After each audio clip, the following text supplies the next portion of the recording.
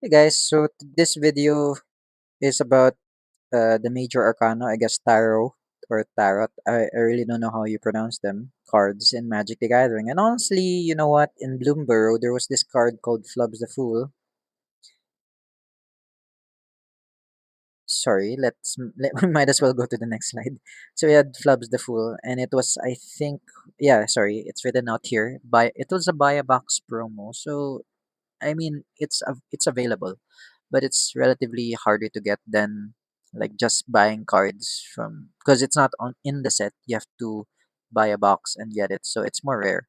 Anyway, um, Flub's the Fool, as you can see, from Bloomborough is a Temur 05 legendary creature frog scout. With the abilities, you may play an additional land on each of your turns. Interesting. But there's a downside. Whenever you play a land or cast a spell, draw a card if you have no cards in your hand. Otherwise, discard a card. Um, yeah, so it's kind of an interesting playstyle. It allows you for a double landfall per turn, but you will eventually run out of hand. It's kind of got you at Hellbent or Heckbent, as they call it, in Timur, which is interesting.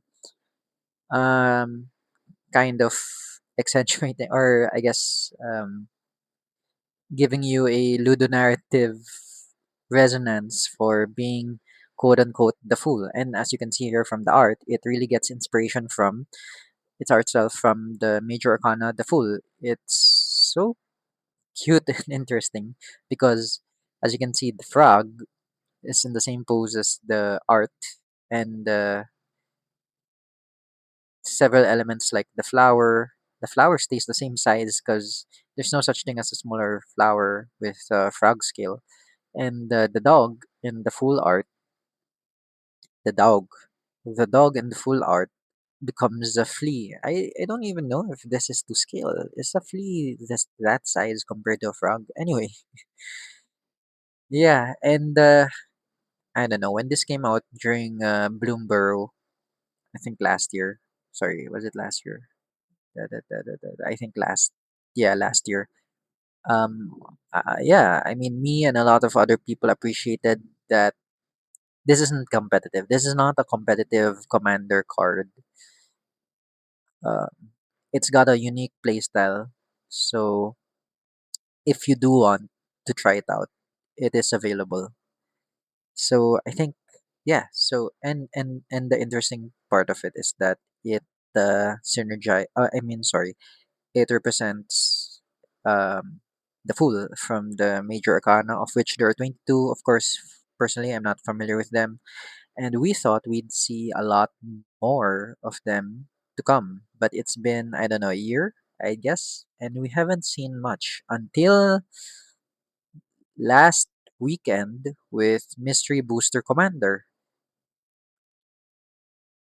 We got Homer the Hermit with Insultai, interestingly enough.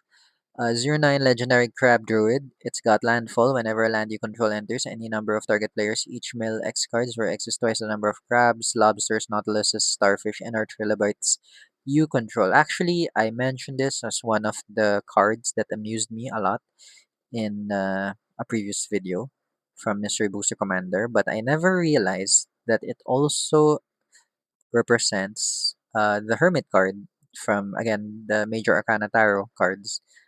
And at first, I thought that it, I mean, it's a hermit crab. First of all, um, mechanically, it represents ruin crab or hedron crab more, like the commander version of it. Just because it's called the hermit doesn't mean it represents the arcana. But then I realized, or at least, well, I think I've checked out in one of the wikis online that there are a lot of elements. Well, not a lot, but there are elements that show that it does represent the hermit. You can see that it has a lantern. It's holding the lantern in the opposite way, and its shell is in roughly the same shape as the hood to some extent. And I mean, just the lantern itself kind of uh, kind of shows that there is some level of connection. I'd say, interestingly enough, I don't know where Homer is supposed to come from, like what set it's supposed to come from. I don't think we have any underwater. And also, look, there's a ladder underneath. It's unless it's from Bloomborough, but then only calamity beasts are huge as that. I think so. It could be Bloomborough, but we haven't seen any sea creature. Oh wait, have we? I don't think we've seen any sentient sea creatures from Bloomborough. Sea creatures aside from the calamity beasts. The calamity beasts are not necessarily sentient. Think. I think. So my guess was it might be a future set like Noctis, but then even in Noctis, I don't know. Anyway, so this was exciting to realize that Homer the Hermit represents the Hermit, such as similar to how Flaps the Fools represents the Fool. But then we get another one from Mystery Booster Commander, which is Massimo the Magician. Now this guy, um, when I saw it, of course I realized, I knew immediately that it represents a Strixhaven card because of the arch behind it or behind them. I don't know what gender they are. Massimo. But then they wear red and blue as it colors, so they're both from. Uh, I mean, from the color, it's Jeskai. But it looks like they are from two schools, both the Lorehold School and the Prismari School, because you can see that they have artifacts with them, which speaks to being Lorehold.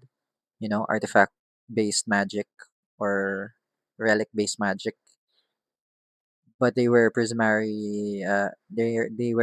colors, and I think that's reflected in their effect. So Massimo the Magician is for just a 3/2 Jeskai. A Jeskai for 3/2 legendary creature cat wizard. Whenever Massimo or another creature you control enters, exile up to one target instant or sorcery card with mana value one, exactly one from your graveyard. If a card is exiled this way, that creature gains whenever this creature deals combat damage to a player. Copy the exiled card. You may cast the copy without paying its mana cost. So interesting. I think it's kind of like making every creature you control a sort of Isochron Scepter. It makes it really narrow because you have to have instant or sorcery cards at mana value one specifically. So you can't cheat out the cards with suspend, right, with zero mana value. You have to have it be a one mana value cost card. What else? It reminds me of the mystery booster card.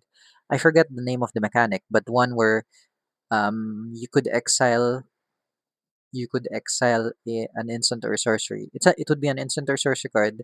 After you cast it, you exile it like embedded onto a creature or encoded into a creature, and then the creature would gain an activated ability where you could cast a copy of the exiled card.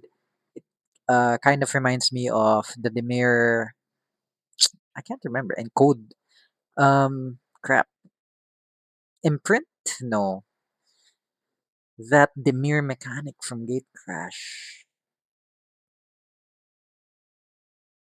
Damn, I should really research stuff before I make videos. Cipher. There we go.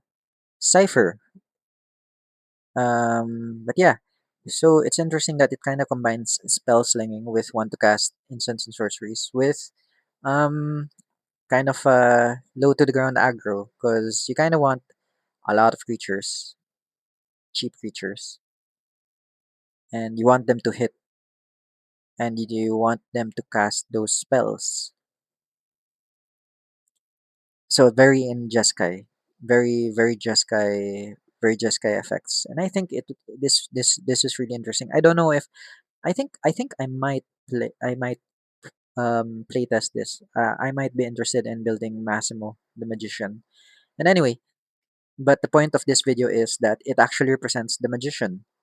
Um, and I didn't make that connection. And I guess personally, I would have been like, yeah, of course, they're a magician. They're from Strixhaven. But uh, I also I also noted the types of artifacts that they have on the table, and you can see that those don't look like typical Strixhaven lore holder relics. It's a sword, a stick, a chalice, some coins, and I think it's not necessarily one to one, but in the art for the magician major arcana, they also got a sword, a chalice. Um, yeah, they they skip they skip the circle with a star on it for maybe obvious reasons, but I don't see the coins, and I don't see. I'm not sure if they should have included the flowers, the greenery. I guess not necessarily. And it's interesting to note that the original art contains some sort of candle thing that the magician is holding, but it's represented in Massimo with some kind of staff. I guess I guess there's some level of translating it into in-universe lore that was necessary because I think Flubs, going back to Flubs, their clothes were a bit too out of. Personally, when I saw Flubs' artwork, I thought that Flubs' clothes did not match the universe of Bloomborough. I think no one else in Bloomborough has clothes similar to Flubs. But I mean, that's a personal take. I don't know if I'm wrong. I think they made it look too much like the Fool, such that the it looked out of place in universe. But I think Homer doesn't have a plane specifically to really compare it to. But I like that it does the thing with the glowing balls in the net that a lot of underwater world building does instead of an actual lantern. And with Massimo, although the relics for me personally look out of place, it would not surprise me that those just exist in Strixhaven for lorehold archaeology. But the candle that the magician holds, or something, I guess it's a wand, is represented with a spear, which makes more sense in Strixhaven. So yeah, um, unfortunately, right now there's only three of them, which is Flubs, Homer, and Massimo, and it doesn't bode well that Flubs was a buy a box, and then we waited for a year, and then both of them were in Mystery Booster. The next two were Homer and Massimo in Mystery Booster. Um, I I I don't think I've seen any news, or I guess I haven't been looking for it about like what art or where Mr. Booster came from, or at least these two specific guys, if they were art that were from like unused, if they were unused arts, because the art is very clear that they represent the major arcana, uh, and also the mechanics, like who designed them and for what purpose, like did did they just not get printed in the main set, and for what reason, and why are they now in Mystery Booster, and does that what does that mean for the continuation of the series? So that's it, I think. Thank you for listening again if you listened um this long.